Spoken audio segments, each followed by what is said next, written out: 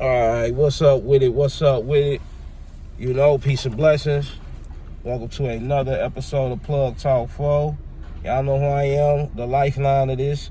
You know what I mean? Y'all know the homie holding it down, Retro D. Plug Talk 4, we in the building. Starting the year off on some positivity. Just trying to get to it, be the best people we can be. That's Salute right. to the fans. Make sure you like, comment, subscribe. We in the building. We just trying to do what we do. Yeah, please show some more support to that like and comment section, y'all. This is how we know, what y'all looking for and what we can do to enhance the experience that you have here at Plug Talk 4.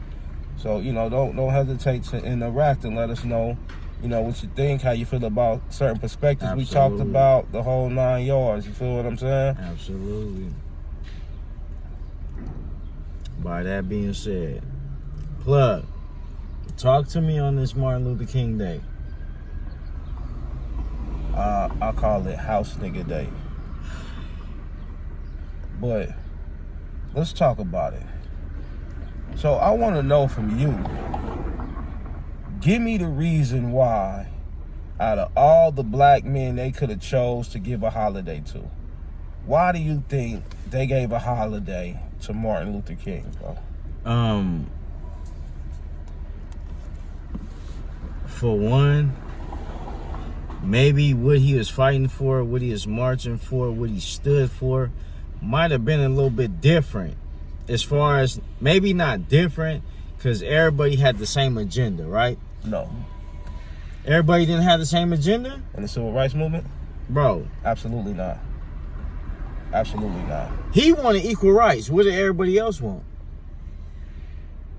To keep things still segregated. I think that was the best thing at the time for everything. See, like, he preached about, Go ahead. one day seeing his kids drink from the same water fountain as these kids. Equal opportunity. Go Yeah, ahead. he was about wanting to be able to go sit down and not be inside saying no niggers allowed at certain restaurants. Not to look at us like monsters. Go ahead. I don't think it had anything to do with looking at them like monsters. We had better restaurants. They wanted to come over there and get food too. Who did we have better restaurants to? Us or them? They had better establishments. We are definitely better cookers. You know what I'm saying? So we had restaurants for foods they wanted to try. Every culture has its specialties. You feel what I'm saying? Right. We had our specialty in the way we cook. They had their specialty in the way they cook. And equality was basically saying that the way he's talking, you're saying that those establishments are better than ours. And you gave the mentality to our culture to feel like, all right, well, the only way we really whining and dining is if we go spend our money in their locations instead of our own. That. Maybe it might have been recognition, like. Recognize what? That we here too. We can cook, we can do the same. They know we there. Build up our empires like you did in Black Wall Street. What happened was the South at the time, bro, had the most black-owned businesses out of any coast you could talk about at that time. They were flourishing at those time periods. What he did was devalue what he came from to uplift everyone in his culture to start participating and spending their money in their shit, which drove a lot of black businesses out. Because now everybody get their checks and go over there to their side of town because of this so-called equality you're talking about. Let's go back to the devalue. What do you mean by devalue, bro? Like I just said, now the money is leaving your culture. Now the money is leaving your community to go be spent over here. We have the same mentality still to this day, these house nigga mentalities. We'd rather go spend our money at Gucci. We'd rather go spend our money with Versace. We'd rather go spend our shit. You don't see a clothing store black right now where we can go buy black clothes.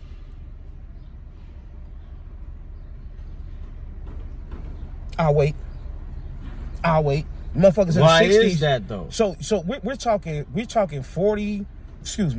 60 years since these speeches. So I suggest to every grown adult, before you judge what you think Martin Luther King is about, go back as a grown adult and listen to this man's speeches and listen to what he was saying. I also suggest that you go watch Selma. Not only was he fucking white women, they used to fly this nigga out sometimes once or twice a month to the White House so he can give them very good detail to what the other revolutionaries they didn't control were doing during the Civil Rights Movement. He was your first agent, bro. This is why he has a holiday. He was a civil rights informant, bro. He didn't show up to 80% of his marches he started. He put them niggas out there in a line of fire in places like Mississippi, Alabama, because he didn't know if they were going to get slaughtered or not. That coward-ass nigga sat in the hotel.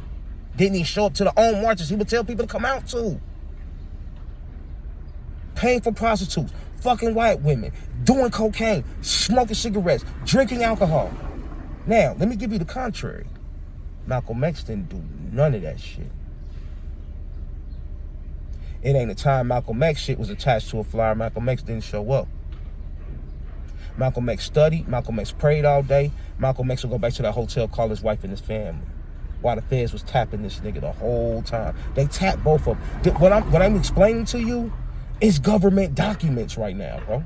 You can go listen to a lot of the CIA tapings from Malcolm and Martin. You trust government documents, bro? Nigga, if they got your ass recorded, do you trust it in court? Nigga, you know your ass about to do 40 years, nigga. Yeah, I trust recordings, bro. Who wouldn't trust me? And you got this man authentically saying, you can go to YouTube right now, you can look up Malcolm X. Malcolm X was calling that nigga a house nigga back then. And like I said, explain to me why him and nobody else. There wasn't bigger revolutionaries than Martin Luther King? You mean to tell me his impact was that fire?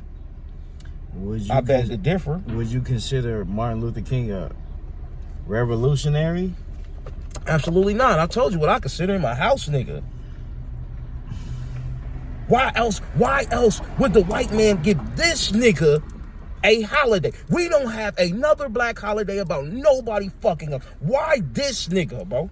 Please justify that to me. Not Marcus Garvey, not Paul Robeson, not Malcolm X. Bro, I can go down a list of revolution, not Huey P, bro. We can go on a bunch of niggas. Why did they choose him over all of them, bro? Niggas with way better messages than Martin Luther King ever. Martin Luther King shit sound like some high school shit, bro.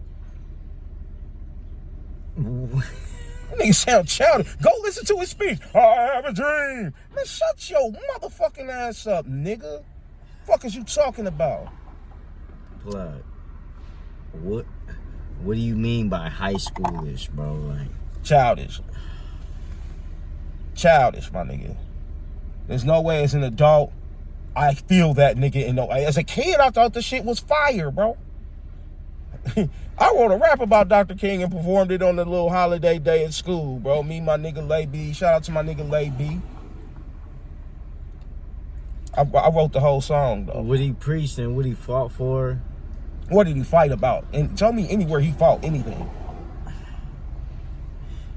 Equal opportunities for blacks, man, bro. get the fuck out of here. Where did he fight it at? He talked about it, nigga. He didn't do no fighting, bro. Million Man March. Who? Million Man March? Nigga, he was dead when the Million Man March happened, bro. What are you talking about?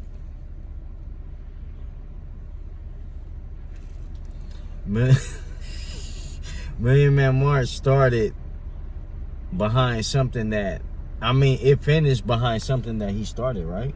If you want to say that, one of the biggest meetings he had was over there at, was that in DC? And everybody showed up over there at the little, what's her name, bro? I can't even think of the name of it right now. I'm tripping, bro. But I mean, if you want to say that, yeah, I guess you can technically say that. But I mean, that's the I have a dream speech. If I was in that crowd and I was in the back of that motherfucker and I couldn't hear him, it probably would have been the best thing for somebody like me. If I was alive in the 60s and I was in the front and I could hear him, I'd have been telling everybody in the crowd, like, hey, man, when this nigga get done with this house nigga shit, we gonna go up there and beat his ass, bro. He better say some real nigga shit soon. Nothing he said was real nigga shit? After Malcolm got killed and he realized they was gonna kill him, I think his soul caught up to him. I think his conscience caught up to him his last couple of years. And he started realizing after Malcolm and all them called them house niggas and they killed that nigga first. And you know what I'm saying? He knew his time was getting short. I think then that's when he started kind of letting his balls hang a little bit and started to become what you could say a practicer of revolutionary. But it was nothing revolutionary about Martin Luther King, bro. Martin Luther King is and the reason why they put him on a pedestal and they give him a holiday is because they want you to listen to his principles. They want you to believe in his principles. He want us to believe that everything is equal here and all we got to do is focus and everything's fair. We know it ain't nothing fair practice in this motherfucking country. It ain't nothing changed. The shit, if you go listen to Malcolm X speeches, two dudes around the same time in the same era, man, Malcolm X shit is still on point today. There ain't nothing Dr. King talking about gonna make any sense to you because you know it's all a lie. Now you know. Because we talking 60 years later. People gotta do what my niggas from Chicago be saying, you gotta do your homework. Let's start there. Let's start there. You gotta do your homework. Shout out to J-Man. Shout out to J-Man. So basically what you saying is whatever Dr. Martin Luther King was on, it wasn't nothing? Go see for yourself. And then also what I'm pointing out to you is you have to understand there is a reason why they gave this man this holiday. And he is the face of the civil rights movement. Instead of it being Huey P. and them, who had way more of an impact when starting the Black Panther Party, instead of it being somebody like Malcolm X, who had way more of an impact than Dr. King ever had. And we're talking about men all in his era or right after his era. They didn't give this man a holiday before he died. They gave this shit to him after. So we're talking about something that we've only celebrated for less than 50 years. Why him, bro? And like I keep telling you, it's because he was an agent. That, bro, if you go watch the movie Selma, they used to fly the nigga out to the White House. The president would ask him personally, so what are they planning to do next? Who is they? Niggas, the civil rights movement, the other civil rights leaders. He wanted that nigga in communication with all of them. And they controlled what he was doing to the South. They told him what to say. They told him what to come with. They told him what he can do and what he can't, bro. He was an agent for real. I'm not making this up. I'm not dissing this nigga. He was an agent for real, bro. An agent by plant or an agent by... I'm trying to figure out how he was an agent. What exactly do you mean by him being an agent, bro? So, a nigga sell dope across the street, right? They pick him up, they take him to the detective office. He talks to the head detective, and the head detective is asking him, so who else is out there selling dope? Who else is out there planning to do this and planning to do that? Who can you give me? What names, locations, people, what can you give me so I know what to do? What do you call that type of nigga?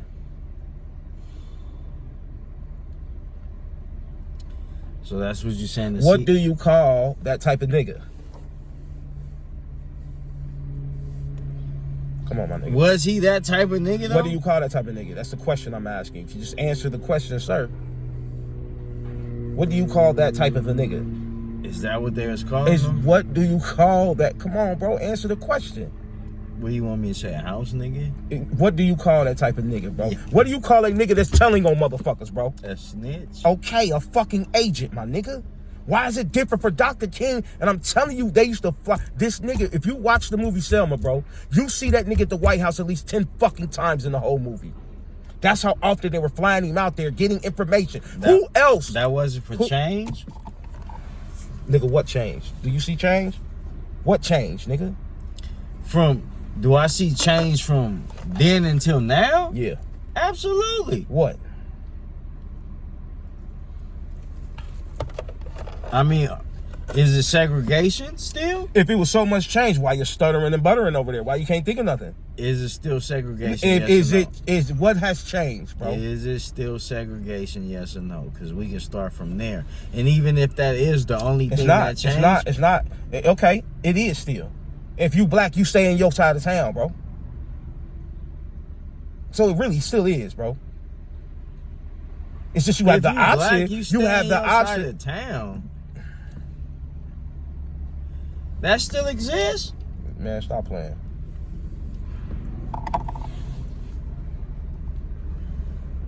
I'm not saying you don't have the option. I'm not saying there's not a mass. Back then, they didn't have the option, though. I'm not right? saying it's not a mass amount of motherfuckers who don't live in all black neighborhoods. They're frequent in places that are not black all the time. But what I'm telling you is, to the majority of motherfuckers who are at that poverty line, below that poverty line, or just above that poverty line, they live in black communities, and they don't frequent outside of their communities too often. They eat there, they buy their food there, they grocery shop there, they get their gas there. That's what they do. So let me ask you something. You make it big and you get money, you gonna stay in the black community, or you gonna move away? I'm gonna move away.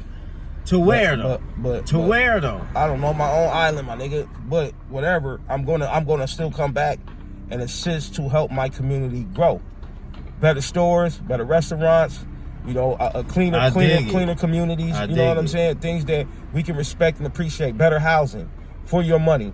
So if you're gonna get government assistance, I'm gonna buy these buildings, fix them up so you live in good looking shit. There won't be projects. Your shit'll look as good as these condos. Like what Mike Epps did in Indianapolis. Indianapolis, bro. For sure. But more of that. You know what I'm saying? Yeah, no doubt. I don't have to dwell there to still be influence and a input there, a positive influence and input there. You feel what I'm saying? Right. It's kind of like my city. I'm gonna go back and do a lot for my city, but I don't gotta live there no more. I don't have to live there to be an impact on what's going on here. You know what I'm saying? Why wouldn't you live there no more? I hate the weather. I got used to this tropical shit in Los Angeles, bro. I don't want to ever see snow again in my life. I don't ever want to see snow. There's nothing I miss about it. Terrible driving conditions, bro. I don't miss nothing about it. So if it wasn't for that, you'd still be in that community? That's irrelevant. All I'm saying is, Dr. King didn't do nothing to uplift those communities there. He basically devalued the property value in the South. If you look at the South now, there's still places that are fluent, have a higher percentage of black businesses than most cities. But like you can say a city like Atlanta, but Atlanta without King, we live right in Atlanta, so his biggest impact had to start in Atlanta first. Man, bro, Atlanta would be fucking balling, bro, if the black people still believed in each other there and built up their businesses, dog, instead of worrying about being a part of something you'll never be a part of. That's a machine you're talking about being equal with. You can't be equal with a machine. A machine don't have to stop. You're going to have to get some rest.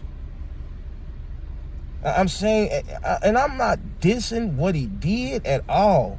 I'm just saying that it's a reason why he has a holiday. It's a reason why he is the face of what you think that civil rights movement is. I suggest to everybody, go do better research. You will be able to tell the real nigga from the weirdo.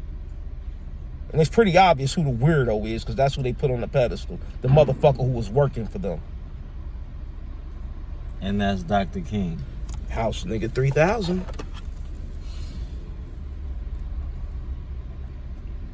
Moving along. I know you just gonna get on that house nigga 3000 shit, you motherfucker. Listen, if y'all into watching movies, the Book of Clarence, man, is not a bad flick. I went into it with twisted feelings about it. You know, I figured some of the people that were involved in it have twisted beliefs, so I thought it was gonna be a lot of blasphemy, and it actually wasn't, bro. Can you explain to me and the rest of the audience that ain't seen the movie, what exactly is it about? Because we've all seen previews, and it has some of the most iconic blacks in the movie. Mm-hmm. Period. Mm-hmm. It's written by, you know what I'm saying? Who is it written by exactly, bro? I forget his name. Jay-Z's partially a part of the writing. He's partially a part of the writing, for sure. Mm-hmm. But for those who's not too familiar with the movie, My brother, can you explain to us? Because you one of the few people. I know it's a lot of people that went to see it, but me and maybe a couple of the audience ain't seen that movie yet. So can you explain to us what it's about, or the angle of the movie exactly? Yeah, I don't want to do too many spoilers for people before they get a chance to see it. So I'm just gonna give you like a brief summary of it without giving you any details, so it fuck up the movie. For sure. So the movie is about Clarence, which is played by the one guy that played the Judas on Judas and the Messiah. So I think his name is Lakeith or something like that. Lakeith. I know. Yeah. I know. So he's Clarence in this movie. He has a homeboy. It was ride or die, his right-hand man, Elijah, a younger cat. Can you give us a small detail of exactly who Clarence is in the movie? Just a regular. He's actually a weed dealer. He sells weed, nigga. He sells weed in the biblical era where the Messiah existed at. And what times is that exactly? The times where the Messiah was here. All right, go ahead, So bro. you're talking about 36 years of them counting after his death would be it's after his death. So you're talking about prior to when they changed the times, that the year status that we go by. So this is before 2,000 years. This is while the Messiah is living. He meets him several times in the movie. So when he meets him, he just sees the respect that he's given, how everybody praise him because he's Messiah, because he's done these miracles. So Clarence is a hustler, bro. Like I said, him and Elijah sell weed all day, but they trying to get more money, and then he owes. They got the nigga that play Lamar in the BMF, so he's the boss, the real weed man. He's the big dog in that village. Clarence owed that nigga some money, and he told him if he ain't got his money in 29 days, he gonna kill him. Trust me, I'm not lying about this shit. It's crazy. It's a spoof, but it's actually a good ass fucking movie. Hey, we listening, bro. So listen. I don't want to give you details about everything like that. I don't want to, like I said, I don't want to be a spoiler. So I'm just giving you the synopsis of Clarence. Clarence is basically nothing but a little hustler, bro. And he meets, and he see the Messiah come through the village with the apostles. He's got a brother, a twin brother. So he's playing two different roles. His twin brother is Thomas the apostle of the Messiah. So at one point, he's just like, man, this hustling shit ain't work. I'm going to go get baptized. I'm going to start following Jesus Christ, because I know if I follow the Messiah, then this dude won't come kill me. He'd be like, yo, I gave my life to God. I'm exempt. So that was his plan. His brother Thomas was like, nah, bro, I know you really don't believe in this shit. I'm not vouching to get you in. He called him a loser. It's like, you a loser, bro. So, you know, I fuck with his feelings a little bit. So he went out and started acting like the Messiah. So he had Elijah and all his homeboys fake like they was blind, fake like they was dead, and they You're were going into a little bit too much detail about the movie. I'm telling you who he is. That's all. That shit's small. That shit you'll see in the trailer. Trust me. Okay. So he starts faking like the Messiah to get money. So he made way more than enough money to pay dude off, but he didn't go pay dude off. He freed some slaves that were warriors. He paid for them to be freed. And that was like his cleansing right there. So in this process of doing all this shit, he started becoming for real. It was like you faked it to get everything, and then once you got it, you realized that it wasn't what you thought it was. So now you started doing real nigga shit that is Messiah-like. So people fell in love with the guy. Mind you, the Messiah is really the Messiah, and Rome's coming to kill this nigga anyway. And Rome was sent there. The Romans were there to kill off anybody who was even a Messiah-like. So they catch Clarence. They crucify Clarence. And the Messiah come and bring him back.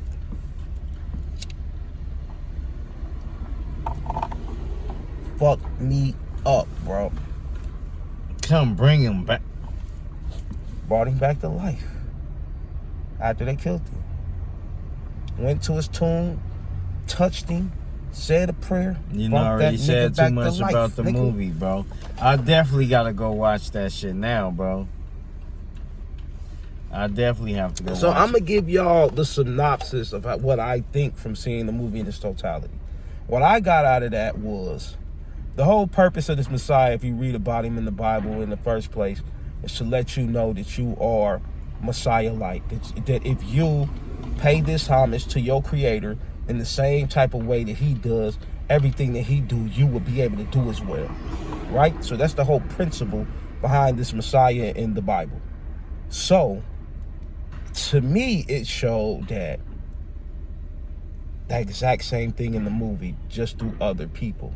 It doesn't show you or give you much detail about Christ in the movie. They don't blaspheme him, make him, he's a nigga, he's black.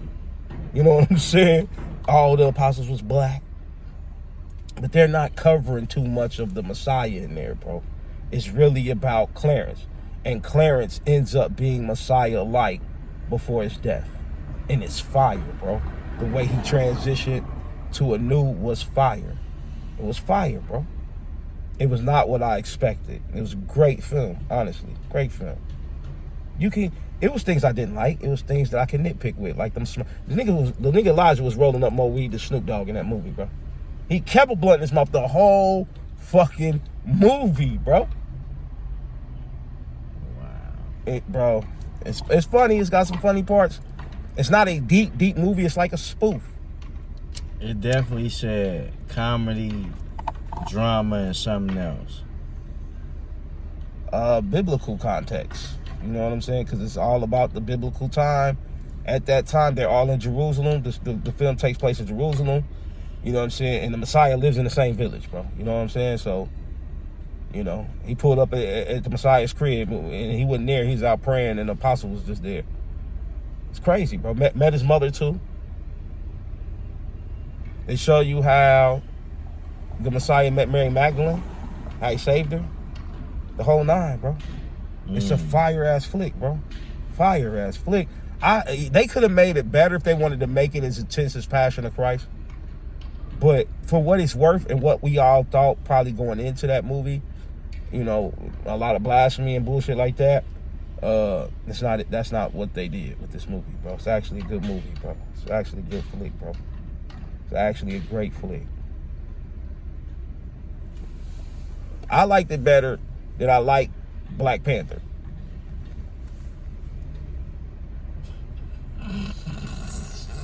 For real. Why you laughing, nigga? This motherfucker wild, y'all. Talk to me, man.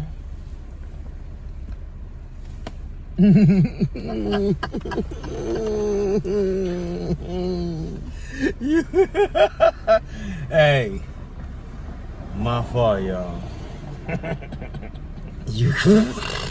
You compared that to Black Panther, and I'm not talking about the Black Panther Party movie. We talking about the Marvel Black Panther, where they was staying on. Wakanda had a big influence on our culture, man. All I'm saying is bro, Wakanda real? It is. It's not that, but Wakanda is actually a place in Africa, bro. For sure. Oh, for sure. What is it called? Wakanda? Yeah. It's a real location. What part of Africa? Like, I don't remember, bro. Come on, bro. Africa big as fuck, bro. It's real, though. That's all I'm saying. You compared that to Black Panther? I think you're looking at it because it had religious context to it. Yeah, I'm comparing it from movie to movie. Which one was closer to non-fictional? Of course this is, but I'm not talking about the fiction or not. I'm just talking about how the niggas were for Wakanda and what they stood for. The principle of the black culture they try to show. I appreciate the way they showed the black culture in this movie more than I appreciate the culture of the Wakandians, bro. In Black Panther. That's all I'm saying. Wakandians. Man, this nigga said the Wakandians. All right, man, we done here for the out, man. This nigga's a fool. Oh, man. It definitely sounds like a good movie. I seen the preview on YouTube and a couple other things. I wanted to watch it. To be honest with you, I'll probably be able to watch it in the next couple of days. Yeah, we'll do another one, especially if y'all can hit the comment section. Let us know what y'all think if you've seen the movie. Let us know what you think about before going into the movie, and then we'll do another response video. Absolutely. Once, enough people have seen the movie. We'll do another review. Yeah, because when was the release date for the film? Friday. Yeah, it just came out. Let me ask you something. Did they advertise? How did you find out about the movie? Because I didn't even know the movie was out. Did they advertise it? About a month ago, I think I seen it as a commercial for it. They didn't do much promotion on it at all. Right. Majority of the promotion was on like YouTube and shit like that. But okay. The first time I did see it was a commercial they had for it, maybe back in like early December, late November. So that's a movie they tried to hide. Well, I can see why. I can see why. Because it wasn't the black, like, it's a lot of people that do podcasts that did a review about this months ago. You can look them up.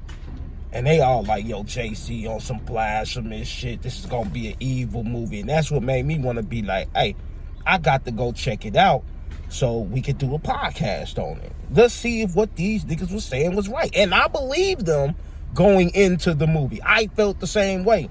This is about to be some dark, crazy shit. Nope.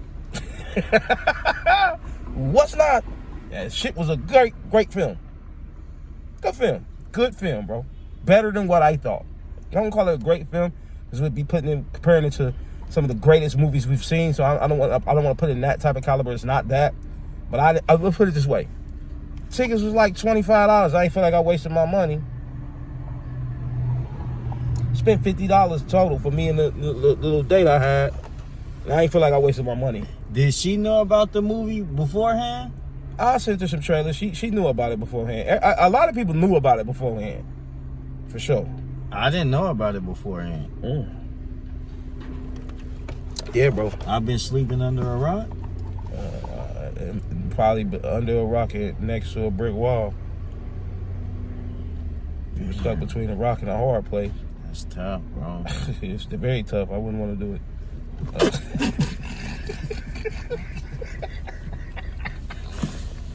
Yo, we out of here, man. You know what I'm saying? Any final thoughts, Pimp? Hey, man. Shout out to my boy Ivy, Plug Talk. You know what I'm saying? It's Plug Talk 4. We only bringing you original content, bro. Make sure you like, comment, subscribe, share. And we appreciate everything. The negativity and the positivity. Peace and blessings to you and yours. Hey, remember we used to do this? You stupid, man. Peace and blessings to everybody, man. Enjoy your holiday.